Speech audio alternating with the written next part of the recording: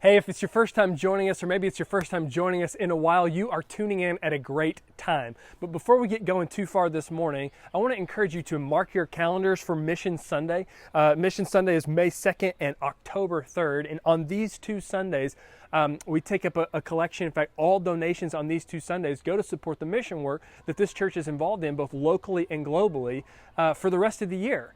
And this is really a great chance for many of us. Like for me, I'm relatively new to this church. I know many of you watching, you're also pretty new. And so it's a great chance for us to learn over these next several weeks leading up to May 2nd about what this church is involved in when it comes to missions. But for those of you who've been here for a long time, it's a great chance for you too to get reconnected with the mission work that you've probably supported for many, many years. And as I mentioned last week, when it comes to the gospel and comes to the mission, there is more opportunity now than ever before in our lifetime to spread the gospel both locally and globally. More opportunity than ever in our lifetime. And last week I shared with you a couple stats, and maybe you've seen these before, but for me, sometimes it just takes a while of processing, continuing to see it for it to really sink in. But it's so important when it comes to understanding the opportunity that's before us. This first stat comes from a Gallup poll that was started in 1937. Tracking religious affiliation in the U.S. And in 1937, 73% of the U.S. population was affiliated with a particular religious organization. For 60 years, up until 99, that remained relatively flat, still around that 70%. But over the last 20 years, it's changed dramatically. There's been a 20-point drop here just in the U.S. about those who are affiliated with a religious organization, dropping to 50%. I mean, that is not hundreds of thousands of people. That is millions of people, namely our next generation, namely these young people who are coming up and they're walking away from faith. I mean, clearly what we've been doing is not working. As we can see, that downward trend continues over these last few years. Now less than 50% of the population in the U.S. is affiliated with any type of religious organization. Now, part of our problem is a language problem. And the Barna Group, which you may be familiar with, that does research in churches, asked the question of those who remain connected to a church, who remain continuing to go to a church. They asked a very important question. They asked the question of churchgoers, have you heard of the Great Commission? 6% responded, I'm not sure. I'm not familiar with that language of the Great Commission. 17%, only 17% said, yes, I am familiar with the Great Commission, and it means this, meaning I fully understand what the Great Commission is, I'm invested in it. 26% said, yes, I am familiar with the Great Commission, but I can't recall the exact meaning. And 51% of churchgoers say, no, I've never heard of the Great Commission. Now, that's staggering to me, and it probably is for many of you as well, but I don't want to assume anything. And so what I want to do is I want to read to you, for the sake of clarity, what the Great Commission is. Now, this comes to us from Matthew, who was one of Jesus' disciples, who recalled after the resurrection that Jesus had called him and a couple other disciples together, and he gave them the Great Commission. He gave them a responsibility. This is Jesus to Matthew and those other disciples only moments before they saw his feet leave the ground for the last time as he ascended into heaven to sit down at the right hand of God. This is Jesus. These are Jesus' words. Jesus says, all authority in heaven and on earth has been given to me. Therefore, go and make disciples of all nations, baptizing them in the name of the Father and of the Son and of the Holy Spirit, and teaching them to obey everything I have commanded you. And so Matthew and these other disciples, I mean, they heard these words of Jesus. They saw him ascend into heaven. They say, okay, we have a responsibility. I mean, to them, this was a personal responsibility.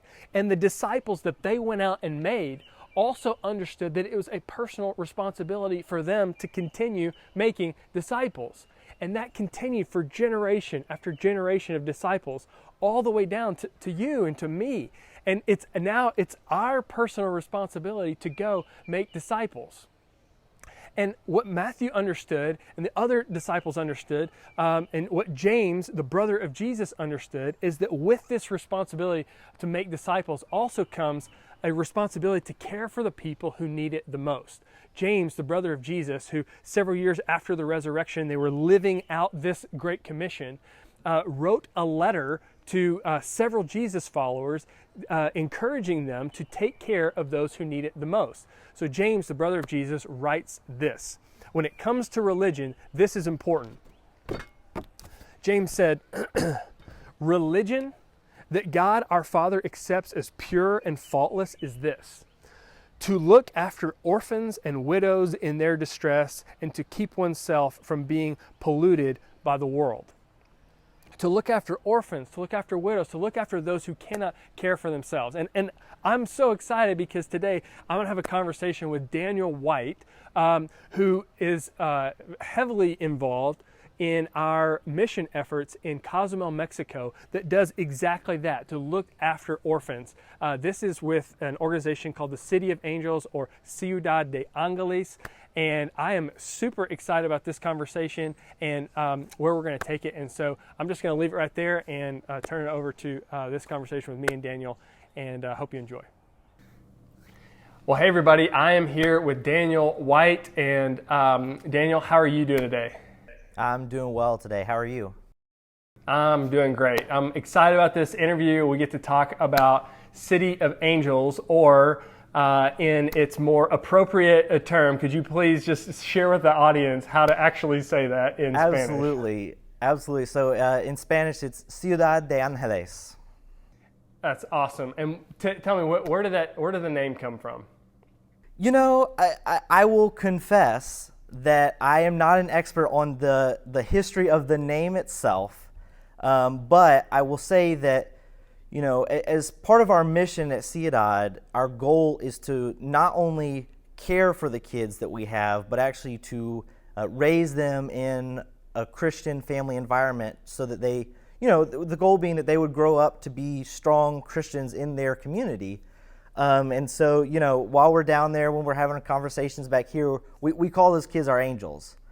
And I think for me personally, I think a lot of that has to do with, you know, in the Old Testament, in the ministry of Jesus, in the book of James, there's a consistent theme of the importance of children in God's kingdom, and then especially our duty as Christians to care for orphans. And so I think there is that idea of these kids are angels on earth, and it's our job to take care of them.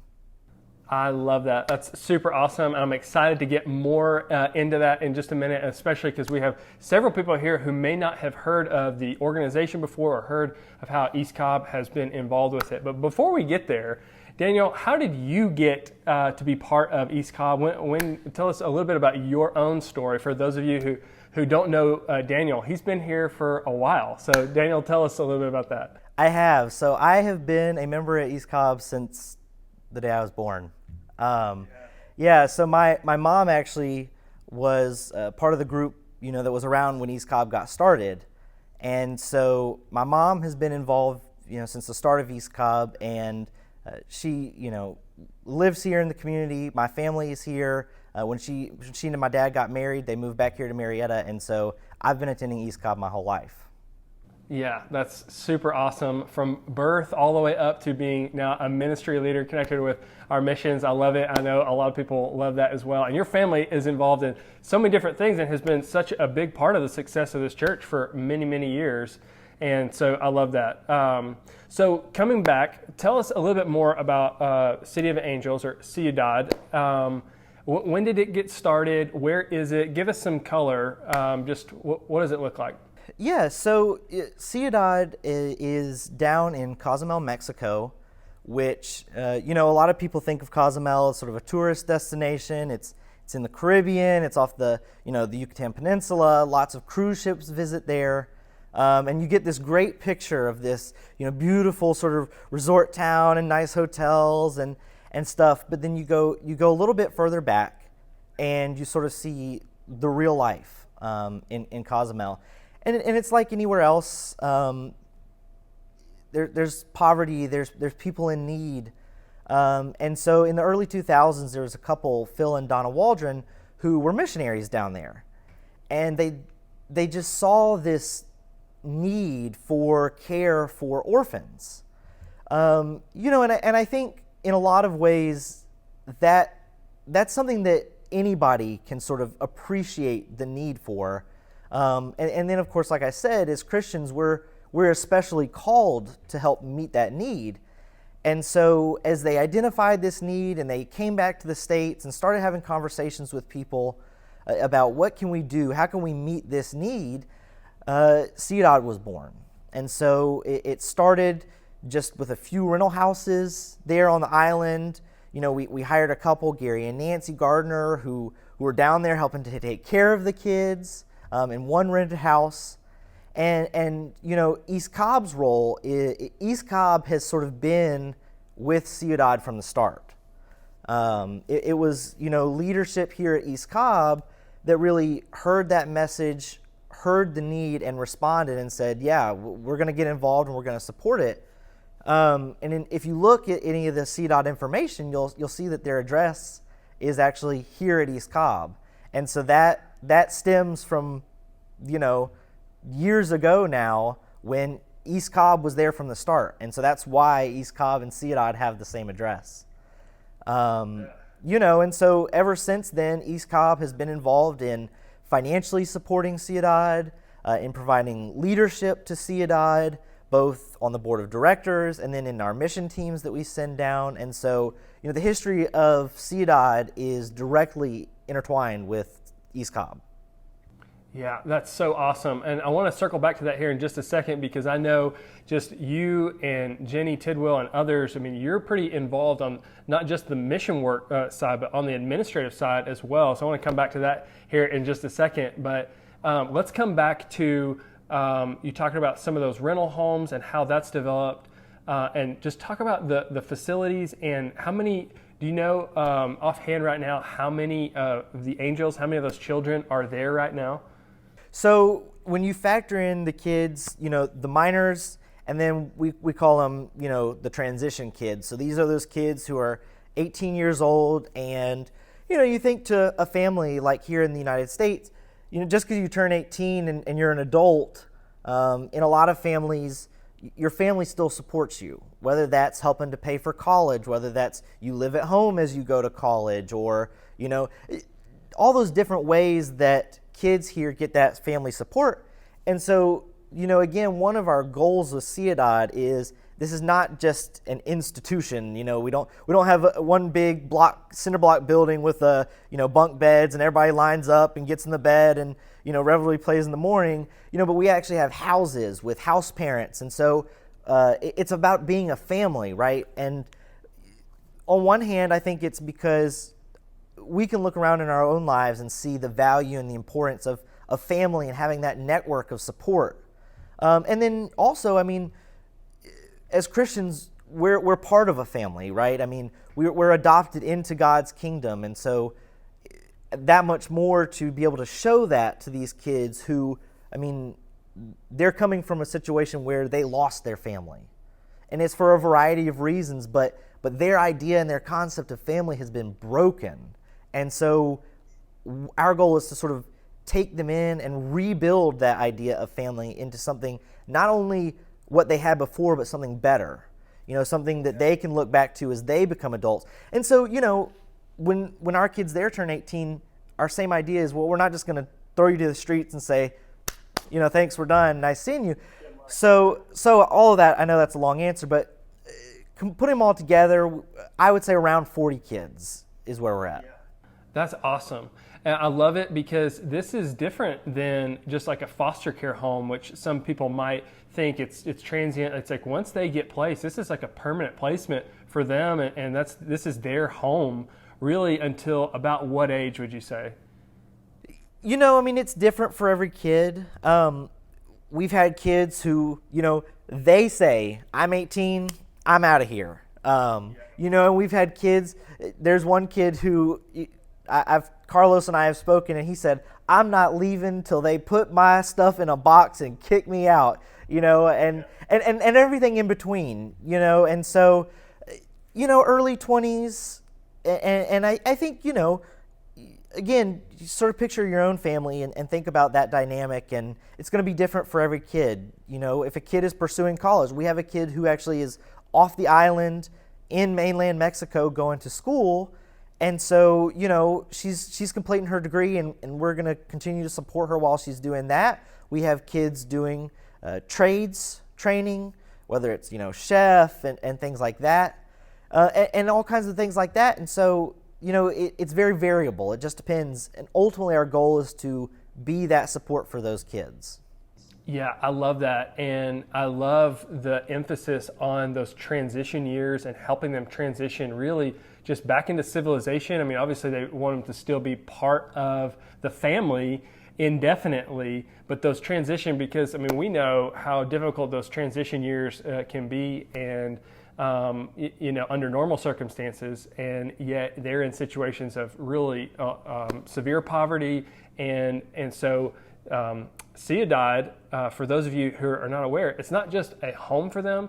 I mean, Daniel, talk about what does a day in the life of one of these children look like from young to old? It's not just a place to sleep, right? I mean, talk a little bit more about what's a day look like for them. Well, you're exactly right. One of the things that I think goes to the point you're making is a few years ago, after the board talked about it and leadership talked about it, and child sponsors, and that's something that I think we can talk about later, is that child sponsorship thing. But sponsors and team, we kind of gathered together, and one of the things that we were noticing is that our kids are getting to the age of 18, and we had these high aspirations for them, just like any parent, or aunts and uncles and cousins does for their family.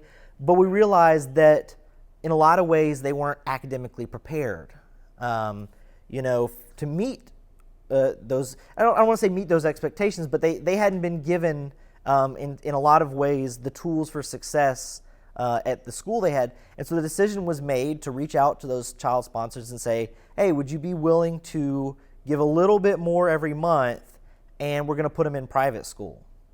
And part of that has meant that our kids are learning English in school.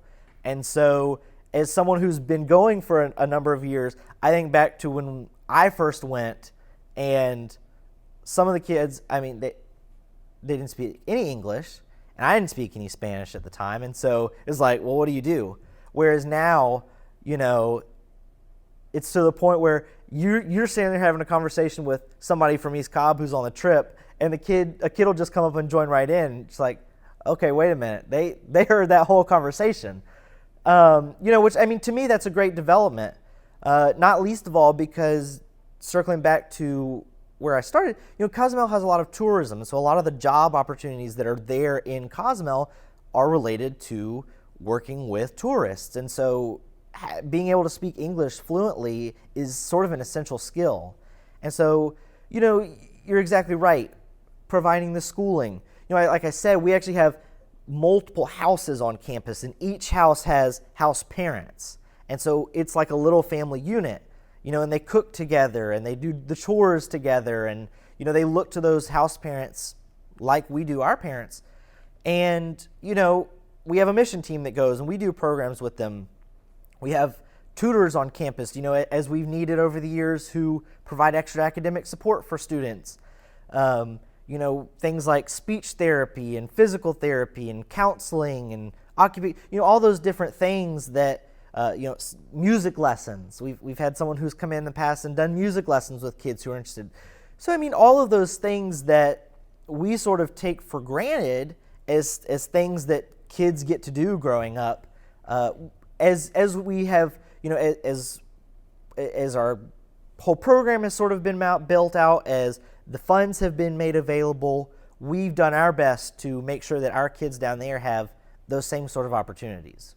Yeah, that's so awesome. I mean, it's just like all these different layers of development, from physical needs being met to spiritual needs being met to educational needs being met, just kind of the whole package. And you've touched on a couple things. I mean, there's multiple house parents for each of these, kind of groupings of kids based on their age and whatnot, and gender. And but then I talked about the child sponsorship. So talk a little bit more about that and what that looks like. Yeah, so, I'm sure everybody has gotten in the mail or up late at night and seen an ad on TV for, send us $1 a month or send us $2.50 a month and you can sponsor a kid in such and such place, right? And, they mail you a picture of the kid once a year and maybe you get a letter or something like that. I mean, that's it, right? That's the start and the stop of the relationship.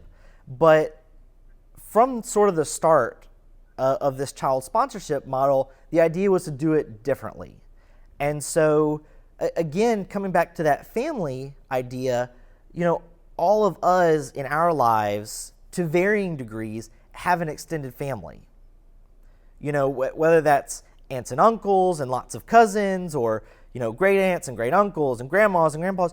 That's, I think, one of those things that a lot of people take for granted, that growing up you had people at your birthday parties or around Christmas or all those various times in your life, and even just somebody to talk to that's not your parent, right? I mean, there comes a time in life that sometimes you need somebody to talk to that's not your parent, and we wanted that to be there for those kids. And so, is there a financial component? Absolutely, but more than that, it's about having that developmental relationship with those kids, and it's long term. When you commit to it, the goal is that you're committing for the long haul, to help raise this kid. And we ask you come on mission trips with us. People, sometimes people go on cruises, and when they get to Cozumel, that's a stop on their cruise. Instead of going downtown and shopping, they come out to campus and hang out. And as the kids get older, maybe they message you on WhatsApp and and all that kind of stuff, because like I said, we kind of take all those relationships that we have, and to varying extents, but we take them for granted. But for a kid who has lost those relationships of the family naturally, where's it going to come from? And so we've been intentional in building and creating those relationships through the child sponsorship model. Yeah, that's so awesome. And you and I were just part of an email thread recently where someone was requesting, just some help in translating, because I guess this was a child who's still learning, and English and everything. And so they wrote their sponsor a letter, and there's just this constant back and forth dialogue, which I think is just so beautiful, and really getting that whole sense of development from not just there locally, but here in the States as well, and people going down to visit them. So let's talk about the trips a little bit. And I guess there was initially some concern with COVID whether we were going to be able to have a trip this year. And so maybe give everybody an update, like what does it look like this year? Absolutely, there was, because of course last year we did have to cancel the trip. And so we were afraid, are we going to be able to make it? And even if we can get down there, and even if Ciudad will have us, is anybody from East Coast, is it just going to be 3 of us who want to go this year? And so we have a team this year. It's smaller than usual, and that makes sense, right? I mean, people have various reasons and needs that they can't go, and I get that, I respect that. But one of the things that I will say that's kind of cool about East Cobb's trip, that I think it's true for other churches as well, but one of the things that we have, again, focused on is it's not just for people who are in the pews every Sunday here at East Cobb, but I'll call them East Cobb alums. So, it's college kids who have grown up and moved away who joined us, kids who grew up here in East Cobb and they have now moved on and have kids of their own and families, and they may attend a different church that's not involved, but they still come back and go on the trip with us. And so that's kind of just a cool aspect of it from our side of things, is that it's a fellowship opportunity, right? So even before we get down on the ground, it's an opportunity for us as people who know each other and see each other every Sunday, every once in a while, to really come together and bond over something different, but that's related to the kingdom. And so I think that's pretty cool. But the way the trip looks, so we go down for a week. We fly down into Cozumel. This year we're flying to Charlotte first and then to Cozumel, and then coming home we have to fly through Miami and then to Atlanta. So, you know, 2 years ago there was like a stop in Dallas for some people and a stop in Houston for some people. But we get down on the ground, we rent houses while we're down there, and then every day except one, we're out on that campus and we're doing work projects, and that's been everything from painting walls to welding beds together because, surprise, our last day there, new kids arrive, and the beds that we spent all week welding are for them because they needed a place to sleep. You know, and we've digging trenches, digging foundations, and it just kind of depends on what are the skills of the team and what are the needs of the campus down there. And then we put on a program in the afternoon that I would call VBS is the closest thing to it. Now, some years it's been kind of academically focused, and we've done like a reading program with the kids and worked on English with them. Other years it's like a complete VBS kind of thing. We do skits and we do crafts and we do, you know, games and all that kind of stuff. And some combination of all those things is usually what we do. In years past, we visited the fire station with the kids and made treats for the firemen and brought those to the fire station. And kids got to put on the fire hat and the fire overalls and stuff and climb on the fire truck. And there's a senior home behind the campus, and we visit them and sing songs with them. So it's really kind of cool the ways that we've been able to not only serve the kids, but serve the wider Cozumel community over the years. Yeah, I can only imagine their faces as this, you know, probably busload of, you know, East Cobb people and other churches, because other churches, you know, go down and support. Just I can only imagine just how exciting that can be for them, and really for everybody just getting to connect. Do you have? Sorry, you want to say something? Well, I was just gonna say, you know, you're absolutely right, and then, you know, kind of tying it back to that sponsor thing. East Cobb has a lot of sponsors that are, you know, attend church here and go on the trip. And so, again, it's just a wonderful opportunity to see those families come together. And, I mean, it's like a family reunion every time we go. And just like that, you know, it doesn't matter where you are. When they hear that you're on campus, those kids come running. And it's amazing to watch those relationships build over time, especially as new people have come on as sponsors. That, you know, they come on the first year and they say, I like it, I want in, and see that relationship continue to build. And it's an amazing thing. And I mean, I think it's a great example too of the bonds that can be formed through this kind of work. Yeah, that's so cool. And I was just going to go a little bit deeper into that, just in your own personal experience. What's been some of your favorite memories just of going down there and being on site and with the kids?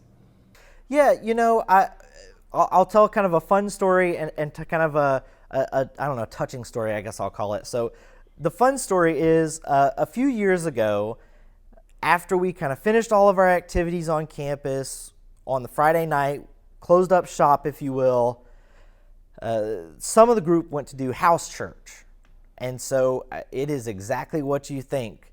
We pack into somebody's small house, and we're sitting on chairs and buckets and ledges and anywhere you can find a spot, or you're standing in the back, and there's singing and there's, you know, reading the scripture, and somebody may speak about it. And then ultimately it's about fellowship again. You know, there's food involved, and it doesn't matter that it's all in Spanish and you have no clue what's being said.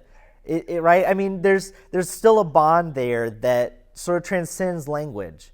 And after all that was done, some of the angels who were at that house, some of the kids from the community that were at the house church, and our team went to the sports park. And they get there, and there's already kids playing, and you look out at this sports court, which it's just a blacktop, right? There's basketball hoops in it, and there's like a game of soccer going on. There's a game of basketball going on, and a game of kickball going on, all on this one sports top. And you've got people from the community, you've got gringos who don't speak any Spanish there, you've got the angels on. We're all playing together, and it didn't matter that we couldn't speak to each other in English or Spanish, and we're who knew what sport you were playing, because there are 3 or 4 different balls on the right. But it's just this fun opportunity to just jump right in and be a part of what was going on there, that I just thought was really cool. I love that. And then one of the other things that I just think is an example of how important what we're doing is, during the week, we're talking about, things in the Bible, and we're studying, and we're focused on the Word.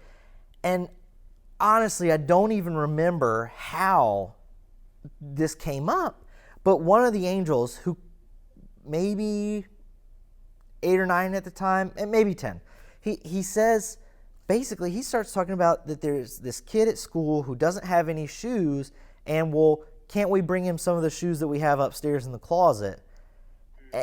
And I think what struck me about that is, this is coming from a kid who lost everything, right? I mean, this is a kid who does not who lost their family and lost all of the things that come with that, and we think that we're down there ministering to him.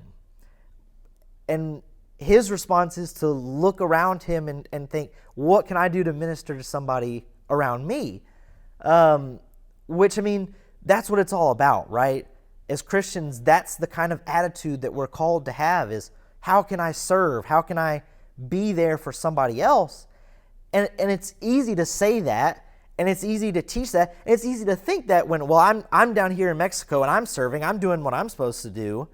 But it's not just about doing it ourselves, but right, we're raising these kids so that when they get there, they're ready to do that. They're ready to say, what can I do?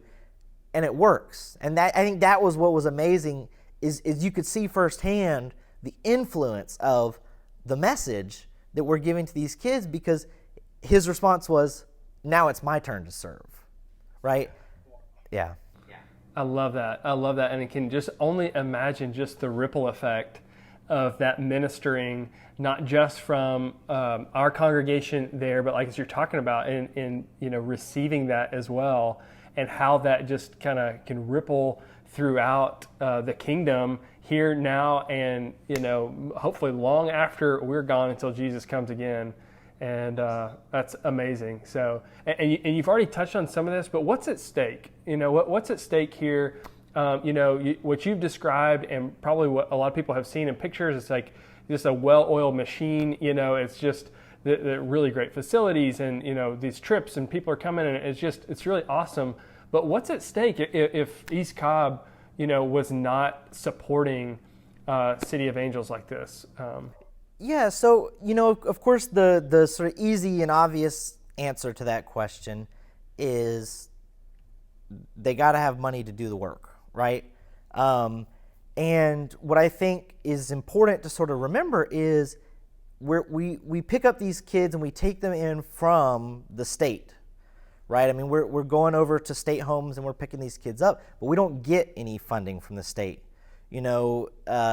Some places here in the States, there's funding for foster homes and things like that, to varying levels and various extents, but that doesn't exist there, right? So every dollar that gets spent by Ciudad is coming from donors. And so, we have to house them, we have to feed them, we have to clothe them, and so all of that takes resources. Like we talked about, there's multiple houses and those house parents in it, and I think that's the right model. I think that's the way to do it. But of course, having 2 house parents living in a home and working, right, we got to pay them because that is the job, that's the work they're doing, and so without those funds, best case scenario is we would be just another institution, right? One church gave it up. We couldn't have house parents but that's not what we want. And I think the worst case scenario is the kids would have to go back. And the long-term consequences is, like you said, our goal is not just to meet sort of the temporal needs of these kids, but it's to meet their spiritual needs, right? And grow them into those strong Christian adults. And so if we're not doing that work, if we don't have the funds to do that work, then that ripple effect that you talked about, it goes away. And so, there are physical ramifications for the needs of those kids, and then there are, so those spiritual ramifications of are we doing our duty, and are we spreading that gospel message? Are we providing that support and care for the people around us? So, yeah, wow. Appreciate you sharing that. And I know there's several of you who are watching right now who you have a story of your involvement or another family member's involvement with this organization and just this mission effort, and we would love to hear them. We'd love to be able to share them, and so please share it with Daniel or with Jenny or myself or someone else, and make sure that we can continue to share some of these stories, because what's at stake, as Daniel talked about, is not just the funds. I mean, God can find the money. God doesn't need our money; He needs our hearts, and the children need our hearts. And it is your efforts and your hearts that really make this work. And man, I just love it so much. And some of you don't only want to just put money in the bucket, to support it. You also would love to go on one of these trips, or you would love to be involved regularly. And Daniel, why don't you talk just real briefly as we kind of close out here? Talk about your weekly involvement on the administrative side, and then maybe how someone else could get involved as a regular supporter, as a child sponsor, where they can learn more about going on a trip in the future. Just kind of all the above. Yeah, absolutely. So one of the things that goes along with East Cobb being the home of Ciudad is all the checks and mail and everything comes here. And so Jenny and I every week are opening those checks. We're putting them in QuickBooks. We're scanning them, depositing them in the bank, checking PayPal, putting those things in. And so, we do a lot of that work for collecting and sort of inputting those funds. And then, we also provide a member of the board to Ciudad, and so that's Jenny. She's currently serving as the board member from East Cobb.